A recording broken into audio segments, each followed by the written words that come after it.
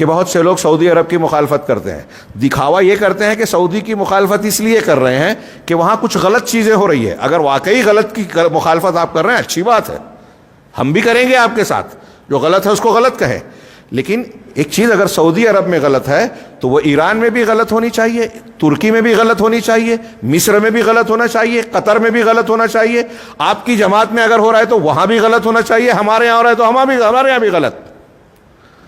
لیکن وہی چیز سعودی عرب میں آپ تنقید کرتے ہیں، ہنگامہ مچاتے ہیں، اور وہی چیز آپ کے محبوب وقت کسی ملک میں ہوتی ہے، آپ کے خود ساختہ بدعتی لوگوں میں جہاں عقیدے کی خرابی ہے۔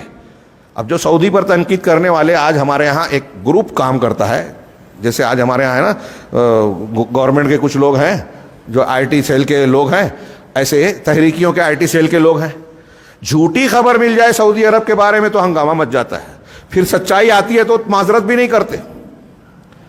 یہاں جذبہ کیا ہے، یہ عقیدے سے جوڑ کے بول رہا ہوں میں، ان کو نفرت ہے سعودی عرب کے منہج سے، مسلک سے۔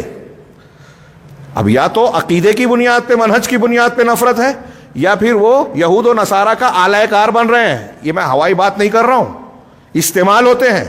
ابھی میں نے اوپر ذکر کیا کہ لوگوں کو بیان کریں گے، حیرت کریں گے، طیب اردوغان جو وہ ترکی کا وہ صدر ہے، ہاں، اس کے استاذ نجم الدین اربکان جو اس سے پہلے صدر تھے، انہوں نے لکھا ہے کہ یہ امریکی ایجنٹ ہے اردوغان، یہودیوں کے اور صہیونیوں کے مفاد میں کام کرتا ہے۔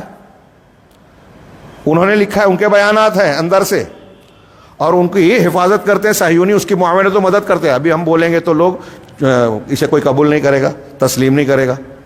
یہ ہمارے پاس کتاب کے حاشیے میں موجود ہے حوالوں کے ساتھ کہ نجم الدین اربکان نے کہاں لکھا، کہاں بیان دیا اپنے مضمون میں، لیکن اس کی حمایت کر رہے ہیں۔ کیوں؟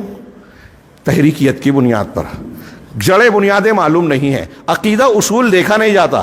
یہ جو ہمارا عقیدہ ہے نا، جو لا الہ الا اللہ اور اس کی شرطیں ہم پڑھ رہے ہیں بھائیوں، یہ ہم کو دنیاوی امور میں بھی غلط فیصلوں سے بچاتا ہے۔ آپ دیکھیے کہ جو توحید کا جتنا صحیح ہوگا نا، وہ سیاسی امور میں، دنیاوی معاملات کے تجزیے میں بھی اتنا زیادہ صحیح رہے گا، محتاط رہے گا۔ کس سے دوستی کرنی ہے، کس کی دشمنی، کس کی مخالفت کرنی ہے، کس کی موافقت، یہ بھی ہم کو توحید بتاتی ہے۔ اگر ایک توحید والا آدمی ہے اور اس سے غلطی ہوتی ہے، ہم اس کی اصلاح کریں گے، اس کے دشمن نہیں بنیں گے، کیونکہ وہ توحید کی بنیاد پر ہمارا دوست ہے۔ غلطی کر رہا ہے، اتنی غلطی کے اعتبار سے ہماری نفرت کا مستحق ضرور ہوا، لیکن اصلاً وہ ہمارا بھائی ہے۔ اور ایک آدمی اگر شرک کر رہا ہے، کھلی بدعت کر رہا ہے، دین کے منہج کے خلاف جا رہا ہے، اب اگر اس کے اندر کچھ اچھائیاں بھی ہیں تو ان اچھائیوں کے باوجود ہم اس کو دوست نہیں سمجھ سکتے۔ یہ جو میں کہہ رہا ہوں آج مسلمانوں کو اور نئی نسل کو سمجھانے کی، بتانے کی بہت ضرورت ہے، مگر افسوس کہ بڑے لوگ بھی سمجھنے کو تیار نہیں ہیں یہ بات۔